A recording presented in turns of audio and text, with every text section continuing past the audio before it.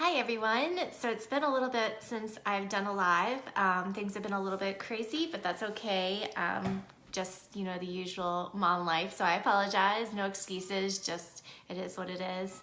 But I wanted to touch base with you and do a live about spring cleaning, which is super exciting. I had a blog a couple weeks ago about it. So if you missed that, make sure to go check that out on our website. It's www.lkhomeorganization.com.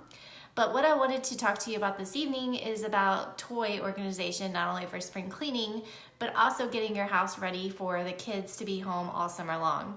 So the days may seem super long with the kids home and with their stuff everywhere as they come and go super quick. So wanted to give you strategy and systems to get in place now to prepare for summer break, which is coming. I think I saw a countdown today. It's 26 days away. So it's coming quick, which is super exciting. For the kids, and for some moms it's a little scary, so let's get prepared. We can definitely make this work so that we're all happy, moms, kids, dads, animals, anyone in the house. So one thing I am doing here at the Jones Casa is we have some toys that we always have out in our main area that are a little bit clunky and they take up a lot of space. But during the winter, we need those toys in our main living room just because they keep the kids really entertained and it's their favorite toys. For example, I'm talking about the slide that still resides in the middle of my living room. So what I'm doing for the summer, because the kids have already started where they want to go out every single night and they don't want to play at home anymore or inside anymore, I'm going to take the slide and I'm going to put it in the basement for the summer. So this is why I'm doing this. I'm going to remove it. They will not notice that it's missing unless it's raining one day or something crazy, but I'll keep toys in there for days that it does rain or days that, heaven forbid, it gets cold again. We're prepared. But I'm gonna take the slide, I'm gonna put it in the basement. Our basement is not finished, so we never go down there. They'll never see it. Only time I go down there is to do laundry. But my reason to do that is that when it gets cold, I'm going to bring it back out so that it seems like it's a brand new toy. So it's saving me money from having to go buy constant new toys. And it's also a way for them to really take advantage of the toys that they love most because they're not going to have it over the summer months, so they'll realize how much they missed it and they loved it. And it's a good tactic, I think. So during the summer months, what we do is we play a lot outside. They still love going outside, so they have their little cozy coops, which are awesome. So trust me, I'm not depriving my kids here or anything crazy. But it's a really good way to recycle toys. So even if you don't have a monstrosity of a slide, as an example, in your living room, now is a great time to start going through the toys and figure out, maybe downsize a little bit and get some toys that they haven't played with recently and decide if we want to donate those toys now. Spring cleaning is the perfect time to just remind yourself every, quarter to get those projects done. So let's do it now. So either decide if they've outgrown the toy, if you want to keep it for a smaller sibling, so you put it at a certain place, or if you want to go ahead and donate it, or if you're thinking that, they still like the toy a lot, but they're not going to get much use of it over the summer months, put it in a space where they won't see it, because in that way, when you reintroduce the toy, it's like a brand new toy. So you're like Santa Claus and you didn't even have to go to Target. It's a win-win for all. Another fun tip I have is it's important. I think this is really fun for the seasons to really go through your toys and just see what you have and decide if the kids are playing with the toys or not playing with the toys. We just accumulate a lot of stuff. Christmas is the perfect time to do that as well, as you get presents and the kids have so much stuff they get a little overwhelmed. So you want to keep them happy, but you don't want to overwhelm them with toys because they will commonly get frustrated and then they won't play with anything.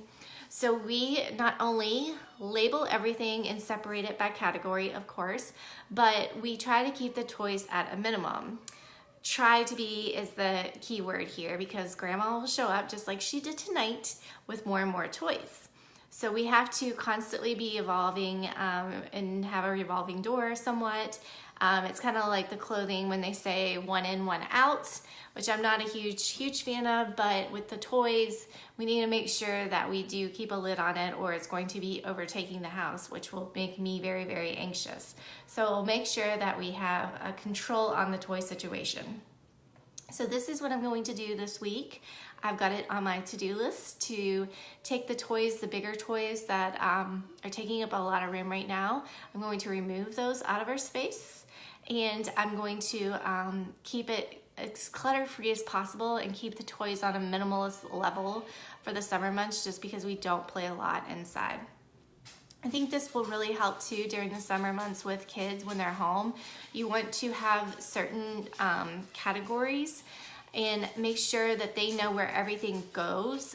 So as the kids, they come in, they go, they're everywhere, they play for 5 seconds and then they're done 5 seconds later, but make sure that they know that all those items need to go back before we move on to the next toy. Easier said than done, I know, but it does work. You just have to continually be patient and make sure that everything is clearly identified, and it'll happen. It's not something that happens overnight. It's not like a diet where you start the diet, you eat one salad, and then you expect immediate results. Unfortunately, it doesn't happen. So it's the same thing with the kids' toys. We have to slowly build a routine for them, and now is a great time to start to build the routine as we're 30 days out for school, getting out of session. So if we can slowly start to sprinkle in, let's put this back here, let's put this here, clean up your mess after dinner, then 30 days when school's out, we've got our routine ready and our systems in place, which is the goal. So that's kind of a few fun tips about toy organization. I am actually coming out with a toy guide the week of May 16th, which is going to be really, really good, I think, and it's gonna be perfect timing for the kids getting out of school. So please stay tuned to that. And if you would like to get information about the toy guide and also get on my mailing list so that you can be the first one to know and get the discount, please let me know and I will add you to our mailing list. And I'm going to get back on track with my lives. Hi, Jenny. And so let me know what you are looking for. This is a really great time, not only for spring cleaning, but also to get your garage in order as the kids are running in and out with toys in the garage as well. And you're gonna have your garage door open a lot more, so you don't want your neighbors to be like, ooh. Not that they would do that, but it's a really good time to get your garage in shape too. And it's, you know, perfect weather so that you wanna be outside, and it's a good activity to do to enjoy the weather. So next week, I am going to discuss clothing. We're back to the closet just temporarily. And what I want to talk about is switching out clothes from season to season. So my next project next week is to get all of the kids' winter clothes out and move all of their spring and summer clothes in. So I don't personally switch out my clothes, but I have gotten a lot of calls recently about having me come in and redo their closet, switching summer or winter into summer, which has been really fun, and I do it for my kids. So I will come next week and share some fun tips for the easiest way for me to do that, to make it as time sensitive as possible, because it's not something I really want to be doing on my weekend. So I kind of do a little here, a little there, and I make sure that I try to get in and I get out, because it's not something that's super duper fun, even though I enjoy it. I know it's not enjoyable for all. So I will next week talk about not only moving your clothes in and out of the closet, winter or summer, but also some good tips on how to keep those clothes stored over the season. So how to keep your winter clothes stored over the summer so that they're fresh and they're good to go when you pull them out in the winter.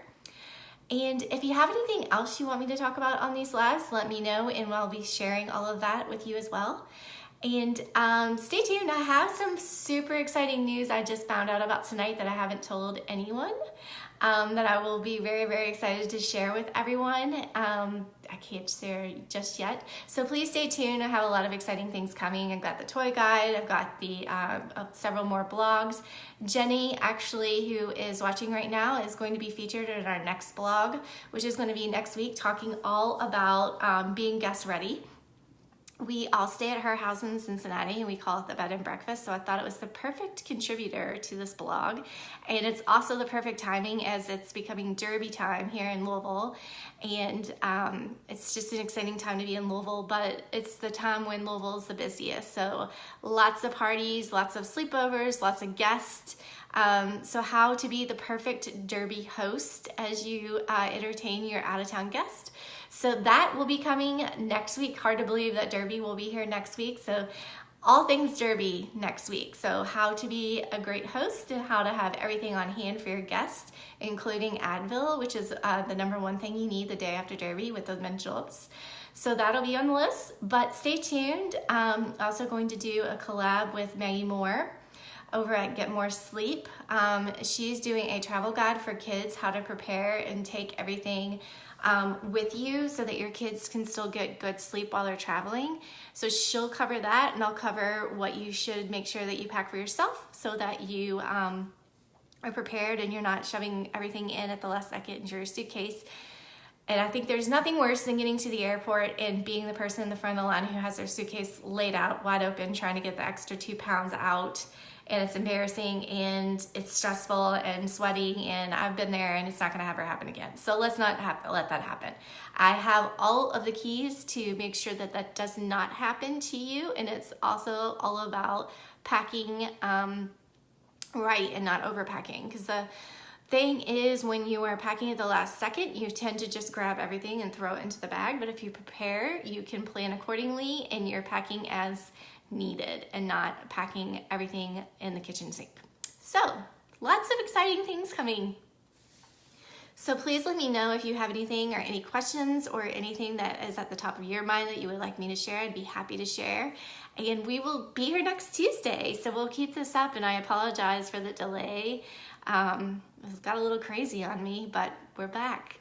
So let me know what's going on, and if you have any plans for the summer, or if you have anything that you do personally that helps you stay organized with your kids over the summer. I think the key here is to make sure that they're super busy, they have lots to do, and they're not meandering around like my daughter who did tonight because it started raining, and I could literally see the trail of destruction she was leaving as she walked through the house. So could not imagine doing that 7 days a week with summer. So we will get that fixed, and I hope that I can share that with you as well. So have a great night, and I will talk to everyone soon. Thanks.